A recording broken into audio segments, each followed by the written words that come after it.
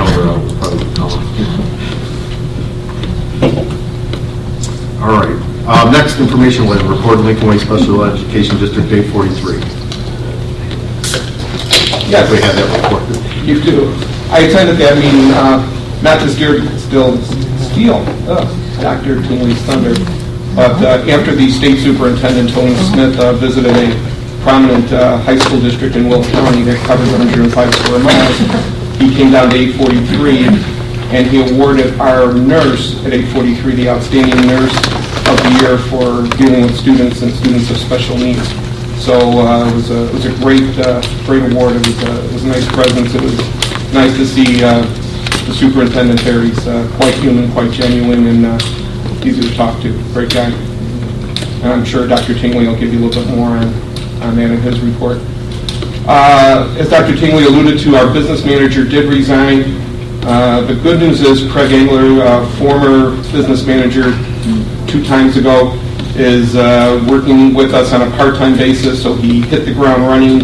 He knows the spreadsheets. He knows the curriculum and everything because he created it. So it's a great find for us. It's a short-term fix. We'll be able to work with the business managers of the co-op, reconcile for the end of the year since June 30th is right around the corner. Brad, if you haven't met Craig, I'm sure you'll be meeting him shortly, working with you guys. We'll see once we know what's going on with the co-op. We really don't at this point. We'll make some decisions about posting positions. It's just hard if things are going to go in a different direction to try to get people to come in and give them an idea of something we don't know. And it's really not fair to them coming in as a new employee. So we'll see how it develops over the next few weeks or months and go from there. That concludes my report. Thank you. FOIA requests. FOIA report is in your backup materials. I'd be happy to entertain any questions. Hearing none. Next would be audit findings. Audit findings. Mrs. Luzo.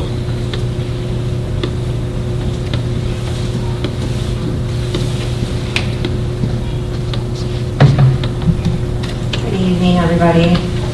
Just wanted to give a brief update as to where we stand with our 2017 2017 audit findings as we approach the end of our fiscal year and soon to be audit and for 2018. We really have two big items that are open at this point, and I think that the auditors will want to know what we did to address them during this fiscal year. One of which is the Comprehensive Policies and Procedures Manual, which is number 5 on the list. As you know from last year, we put together a bunch of process narratives that we gave the auditors that they were happy with. But I think they're looking for a little bit something more than that. So over the course of the next couple months, before they show up in August, I'll be working on compiling that. I've reached out to several other school districts to see what they have in place and to try to get examples. And I can tell you that I have not gotten anything from anybody yet. So there aren't any other school districts that really have at least that I've reached out to at this point. But I will continue to try to network and just see so that I'm not starting from scratch. I mean, I certainly know from my public accounting days what the Comprehensive Policies and Procedures Manual looks like. I don't think that would be the expectation of our auditors is to have something as kind of robust as what I'm used to seeing in place, especially for my previous Sarbanes-Oxley clients. They had hundreds and hundreds of pages, and I don't think that's what our auditors are looking for. So I will be reaching out. I'm actually going to reach back out to our auditors too to see if they have any examples that they can send to me that we can kind of tailor to what we're doing here. But I can tell you that I feel confident in the policies and procedures that we have put in place as far as internal controls over the course of the past year and a half. And that we have done, and I feel in our department, a good job of training We've had a lot of staff turnover this year in our department, and we've done a good job of getting them up and running and trained on all of our new policies and procedures as far as that. So that's the update on that one. And the other big one is capital assets, which we did say that, we would be looking at this year, but probably would not be resolved until 2019, and that's definitely going to be the case. What they're looking for capital assets is just basically start from scratch, essentially external evaluation of and fiscal inventory of everything that we have in place. Because the capital asset listing that we have right now, I actually obtained from our auditors who had obtained from our previous auditors. I think that our previous auditors were the ones who kind of managed that capital asset listing.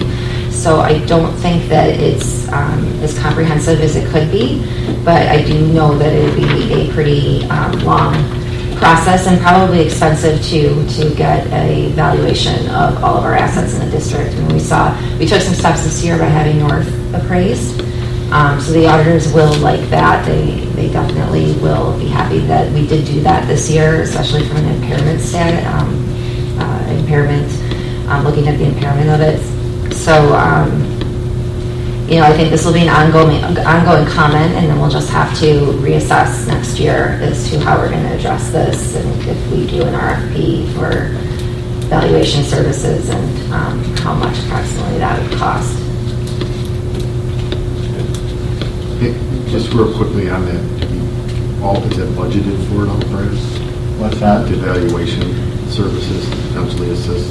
No, we have not budgeted, but if we want, we can put something into the budget for 19. So, yeah. Any questions, Kelly, at this time? Thank you. Thank you, Kelly. Thank you. Next is a budget update. Segue. Yeah, there you go. Really, so the process, we're following the budget calendar that the board agreed with several meetings ago. All the information has been out to our individual school sites and department managers. All that information is now back, and we're in the process of compiling the detailed budget and getting that ready. The next step after that's done, we'll wrap up the fiscal year and then do a reevaluation on salaries and benefits, make sure everything is correct, and we'll be ready for that August 2nd presentation to the Board of Education. Any questions regarding the budget process? If not, next is the 210 I'm all over the place. Property at 191st and Harlem. Yes, property 191st and Harlem. Woodlands did allow the due diligence period to expire, so that voids the current contract. It would be my recommendation for the board to, obviously the board has already decided that they're in the market to sell the property. It would be my recommendation to go to closed session and discuss a potential selling price moving forward. Any questions regarding the Woodlands process? Anything that we can answer at this time? It was. It kind of got strung out there a little bit, but nothing ventured, nothing gained, I guess. All right. Next, building and grounds report. In your backup materials is the buildings and grounds report. If there's any questions for Mr. Wilkie. Anyone have any questions regarding the building and grounds report? Other than, that is a good report. So whoever put that together, keep doing it. It's very detailed, flows nice, and it's understandable. Yeah, absolutely. 210 advisory. There's no report. We've not had a meeting in May. We'll resume in August, and I think Edith is here. She's, Still back there? yeah, I think so. I can't see her, but that's probably not. So she will continue, and we've got a new president for us. Very good. Very good. Community relations report. The price sheet is included in the backup materials for your review. Any questions regarding the community relations report? Hearing none. Asset of the month. Asset of the month is community support, youth programs. Young person perceives that adults in the community value youth at home. Talk to your children about their interests. Help them to find teams, clubs, organizations that match or complement their interests. Encourage them to join one and ask for a 6-month commitment. At school, offer extracurricular activities that appeal to a wide variety of needs and interests. Then in the community, publicize youth programs in many different ways, media, newspaper, and websites. That's the legislative report. There's nothing to report. The deadline for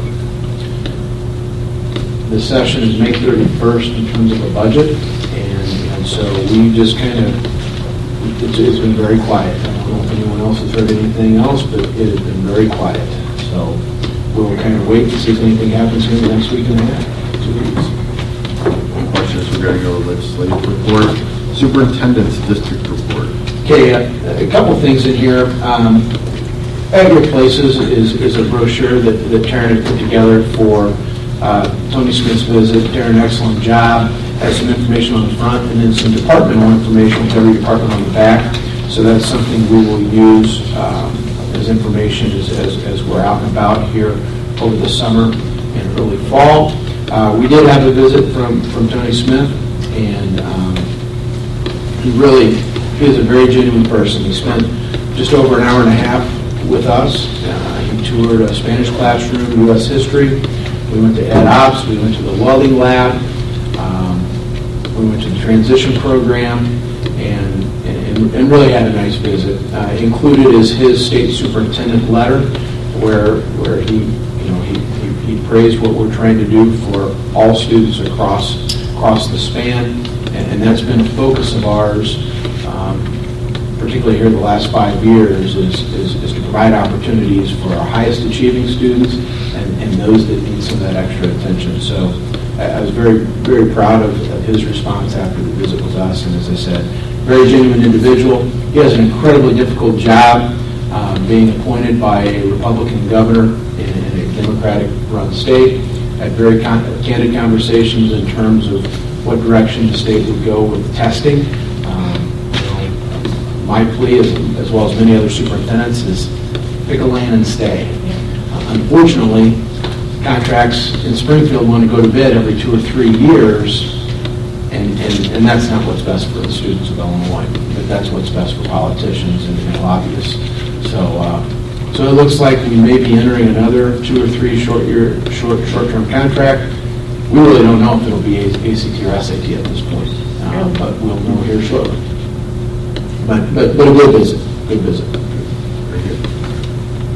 All right, other district business. I have one. Oh, sorry. I was just going to mention that Mr. Riley received an award recently. I don't know the name of it, but I wanted to congratulate him. I hope I'm not stealing your thunder. And also, with his upcoming retirement, I don't know if this will be his last meeting, but we thank you for your years of service. And Ms. Harrison, as well, sitting out in the audience, thank you for your years of service. What's that? I just want to make sure we acknowledge them. No, go ahead. Sorry, I didn't know. Well, before we acknowledge all, real quick on the other business, there was information in regards to potential unit district in Summit Hill 161. We've asked for that information. There's really no detail included, but that's something we'll continue to monitor, as it would impact Lincoln Way and the Lincoln Way community. So that's something that we will continue to monitor and see if anything takes place there. Now go ahead. I jumped the gun, so I don't. Joe, take it away. No, but before we leave the 161 Yes. proposal, any questions or comments on that? I've read up enough on it. Anything? Not at this, I mean, we'll just monitor it, and if you hear something, please share it. I mean, it's an interesting proposal, and we know that asset needs to be addressed. And so we're obviously open to whatever opportunity may exist. Now, I'd like to recognize Mary Harrison. Mary Harrison has worked at Lincoln Way for 30 years, special education teacher, department chair, and the last 10 years as director of special education. Mary, we would not have the programs that we have today without your vision. Your level of care, compassion, and commitment for the students you serve has been remarkable. Thank you for challenging the district to provide opportunities that we provide our students with special needs. Please come forward to be recognized by the board. Mary Harrison.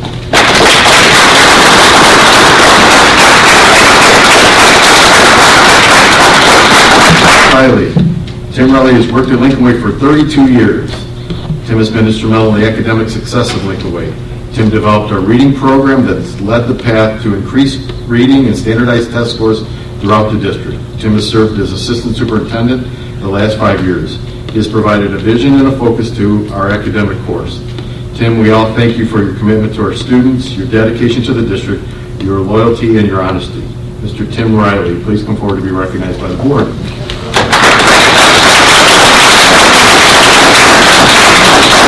I can remember all of that.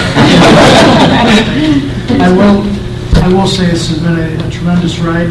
Last 3 years, a little bumpy ride, but it's been awfully good. Appreciate you guys having the courage to do what you do. And you have absolutely nothing to worry about on the academic ends. Amy and Brian have probably done 90% of the work this year, and I just get to present. So you're not going to miss a beat. Sorry. Your humbleness should have also been put on here because having 3 students that have gone through here, you played a role in their lives, so thank you very much. All right, now I'd entertain a motion to go into closed sessions for the following reasons: the appointment, employment, compensation, discipline, performance, and dismissal of employees, collective negotiating, established sale or lease price of real estate, and litigation. Is there a motion to go into closed session? So moved. Motion, is there a second? All those signify by saying aye. Anyone opposed? There will be no business when we come back. Yeah.